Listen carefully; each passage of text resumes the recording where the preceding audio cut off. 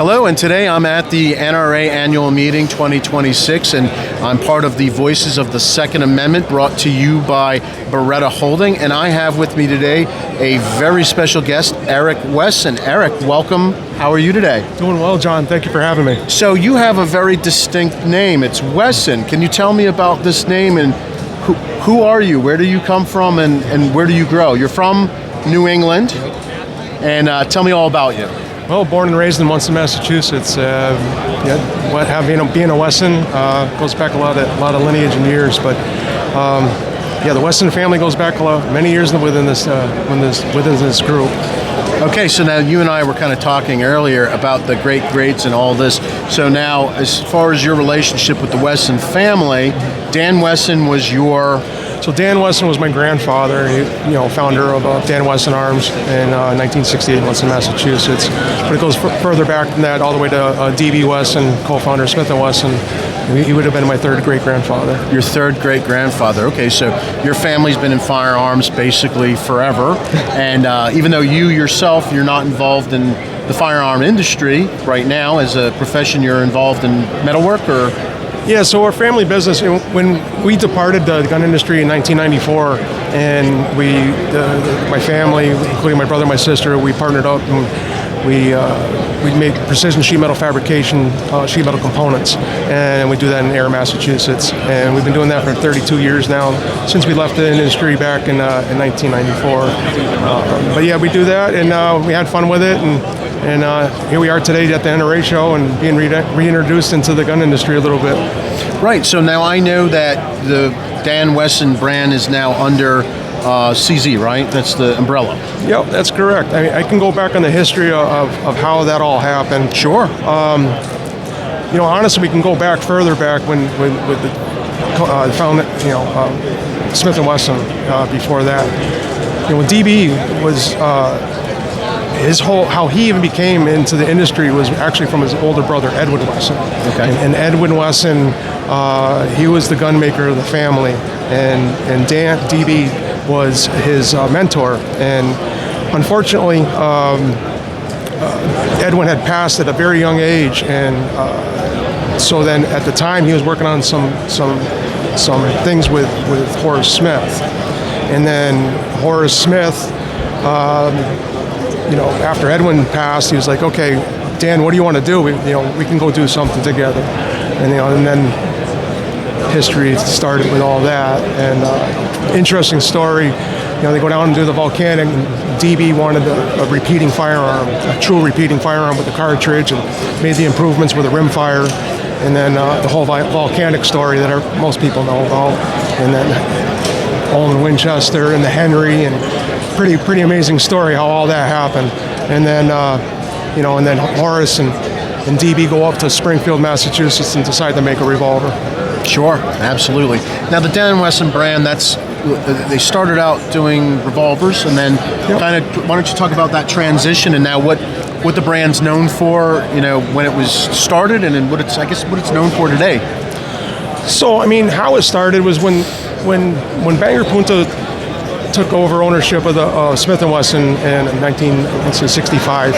My grandfather was a supervisor at the company at the time, and he ended up getting forced out of the company, and then when he made a decision to start his own company, Dan Wesson Arms, it was in 1968, he did that in Munson, Massachusetts. After he had passed suddenly in 1978, and then through transitions, it went through a couple of ownerships, private equity groups over times, and then my family, my parents, along with Ed Venice, in 1991, purchased the assets out of bankruptcy court. And then we did that between 91 and 94. Again, change of ownership. At that time, it went to Bob Serva. Bob Serva picked up the ball and ran with it. So the company started with the revolver. And that's what Dan Wesson Arms, to me, is known as, is the revolver company. Sure. A lot of innovation, just the craftsmanship that my grandfather really hammered home with. He was very, very stubborn and very much a perfectionist. Machinist by trade, but still a gun guy, obviously, growing up with a name. But he was a worker. Excuse me. But yeah, that whole transition from there with when Bob Serva, he's the one that really introduced the 1911 platform, and then the revolver line ended up being, I'm going to say, it just went to the wayside. They had a bad fire at the factory, and trying to get that back, that part piece of it back up and running, it was a huge undertaking. So, and then now you had CZ. A lot of people don't realize this, but CZ purchased the company back in 2005. So they've been around a long time. And then they've picked up the ball, and that they carry on the same traditions, the craftsmanship, the heritage, the legacy, and they obviously appreciate that, and they continue that. Sure. No, absolutely. Now, I heard that you have kind of I don't want to say amateur, because I'm sure it's not an amateur, but you have a museum in your basement home. Can you talk to me a little bit about what you have going on there? Because I heard some interesting stories about this. Yeah, so how it started was growing up as a Wesson, you have a certain, obviously, respect for the name, and, you have what's the word I'm looking for? Responsibility, if you will, to carry that name. So over the years, I've always been the family historian and asking a lot of questions, family members, and trying to preserve history. And I did it, honestly, to preserve the history for the family. We're a pretty private family. Up until recently, I think only 2 people outside of my family have actually seen my collection, my museum, if you will. So I did it to preserve it for the kids. Both my kids, Morgan, and then my son Daniel, another Dan Wesson, carry on the name and the tradition. They're both shooters, and they're both gun people. So it's fun they're here with us today at the NRA show, which is great. They're getting to experience a lot of this. But yeah, the museum, it's just something that is a passion of mine that I've done. And when my grandfather passed away in 1978, he passed away the day after Thanksgiving, and the next day, my grandfather's partners called my father up and said, "Hey, we want you to come and clean out your father's office. We don't want to see it when we come into work on Monday." So it's really a sad story in essence, but for a good reason though, because my father went in, cleaned out his office, brought it all home, stuffed it up in the attic. It was off limits for us kids growing up. It wasn't until about 10 years ago I was actually given the opportunity to go start looking at some of it. My father's still with us today. He's 83. God bless his soul. And awesome. He says hi to everybody. But I've been able to pick his brain over the last 10 years about certain things that I wouldn't necessarily know something about, but he would. And a lot of times as I'm going through this, I call it content, he ends up like, "Hey, Dad, what's this?" Give me an idea. A lot of times I don't know what it is at the time, but I'll go back to it and see something, connect the dots, if you will. But I put a lot of this stuff up on the walls, and I've made a lot of display cases, if you will, and I've labeled everything the best to my ability, and it's been fun. It's been fun. And then it's a passion, I guess, right? It's what we do. Everybody in this room, the history and the shooting, and it's just a passion, and it's what we like to do. Absolutely. And you mentioned your children that are here with you, Dan and Morgan. Do you have, I think I heard a story about a bassinet. Yeah. Is there a bassinet that sticks out that you want to talk about? Yeah, there's a lot of history with it, in the museum, if you will. It's not just all gun related. There's a lot of media print, old advertisements, stuff like that. But personal items too, right? So the bassinet story is this bassinet has been, every Wesson has been in this bassinet through the whole lineage from DB down to today, and including both my kids, Morgan and Daniel, and hopefully their kids someday too will be in it. And yeah, that's a neat story. So it's kind of the Wessonette. The Wessonette, yeah, that's a good one. So now that you've been getting more and more involved and engaged with CZ and kind of getting back into the fold, and you're bringing a wealth of information and knowledge as well, what are your plans? What are you looking to do? Open-minded, really. I mean, how that relationship started was with, got a phone call from Tom Taylor a little less than a year ago. He came on board with CZ as the CMO, and he had a lot of questions about the history, the legacy, and the heritage of the brand. So it's just a lot of, I wouldn't call it misinformation, just unknown information out there. And so he reached out to the family looking to connect some of those dots. And so I took that phone call, and we had started a conversation, and then I was explaining to him what I had, and the museum, and and he chuckles. It's like, yeah, I've seen some people's museums before, and it's like, hey, this is my museum.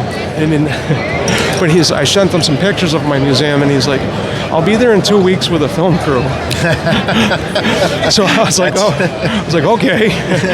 So it was, so sure enough, 2 weeks later, they show up with like 8 people at my house, and we basically turned on the camera for just like we are today, and just he asked a lot of questions. I tried filling a lot of those gaps, and since then they've produced a video, a couple short videos and a longer video. And I think what it does is it really fills in a lot of the gaps in the history, and I think it tells more of the story that a lot of people just didn't understand. And I think it just connects those dots. But yeah, that's how that relationship started. So when we did the video, Tom thought, you know what, I'd really like you guys to come to the SHOT Show. So we took him up on that offer, and we went out to the SHOT Show, and then so since then it's been the whole relationship's been developing, and they've really been open arms with it, and they really appreciate the heritage aspect of it, and just knowing the DNA of the name and the brand. Yeah, and I think this is iconic Americana. There's no doubt about it that this is history, and very important history, and it's not just. It's like you said, it's not just firearms, but it's like what those firearms represent and what that whole entire lineage represents. So the fact that you guys are kind of dusting yourself off and coming out of the mothballs, so to say, I think this is fantastic. Now, do you have anything like, are you working on a book? Are you working on a memoir? What is Eric working on? Well, right now I'm just focusing, looking at retirement, in the somewhat near future, and I've been wanting to do a book, and over the last 10 or so years, creating the museum and looking at content and stuff like that, I've been putting stuff aside. My intent is to do a book at some point, and then just continue telling that story, and then sharing a lot of the pieces I've been able to find, and just share. I'd like to share that stuff with the world, because there's a lot to share, and I think a lot of people may or may not be interested. I'd be interested if it was, if I was on the receiving end. So I'd like to share that. No, absolutely. Is there anything now? You're obviously talking more and more with CZ. You're getting very close with them, especially Tom Taylor. Tom Taylor's a friend and a colleague of mine. Is there anything that they have going on that you're like super excited about that you can talk about? Nothing I can talk about, but I can tell you that the things that I've been included in and the conversations I've been included in, there's some really exciting stuff coming up this year. I think you're going to see some really innovative ideas being released. Probably, if I was to put a time frame on it, would be probably a SHOT Show time, or maybe a little bit before, maybe a little after next year. Okay, awesome. But very innovative. It's going to be very game-changing. I know that's a cliche word, but I think it'll be very eye-opening for a lot of people. What's your overall message to the American gun owner from your perspective, from where you're sitting? What is your message? Oh, that's a good question.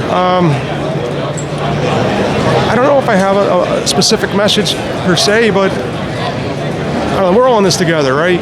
This Pro 2A, right? It's about bringing up the youth. For me, the gun industry's always had that. I'm not going to call it a void, but a challenge, if you will. Bringing up the youth, make sure we keep the youth involved. And I think that message needs to be really portrayed here. That continue that. We don't want it to be an old man's group, right? We want to keep promoting the youth and encouraging them. Gun safety, gun training, and then teaching the history. I think the history of the industry is important, and really sharing that and how we became who we are. Absolutely. I know you're not really completely in this world with both feet yet, but it looks like you're getting there. Are there any socials or anything that you want to plug? Like, where do you want to direct people to for information? Just to CZ or? Well, you got Dan Wesson Firearms, you got CZ USA, either of those, people go on the social medias, YouTube, I think there's a YouTube channel now for that, the Facebook and Instagram stuff. But yeah, you can go on the information, go on the websites, www.danwessonfirearms.com. But there's all sorts of information on there. They just did a big brand relaunch on the website. It came out beautiful. They really put a lot of emphasis on the four pillars of Dan Wesson. You got the heritage and craftsmanship, precision, and I forgot the last one already. Innovation. There you go. You got it. Why would I forget that one? But the innovation is the staple of the Dan Wesson brand for sure. My grandfather was so far ahead of his time. With the interchangeable barrel systems. And I know a lot of the old timers out there. They'll remember that, or the younger generation, their uncle's guns that got handed down to them.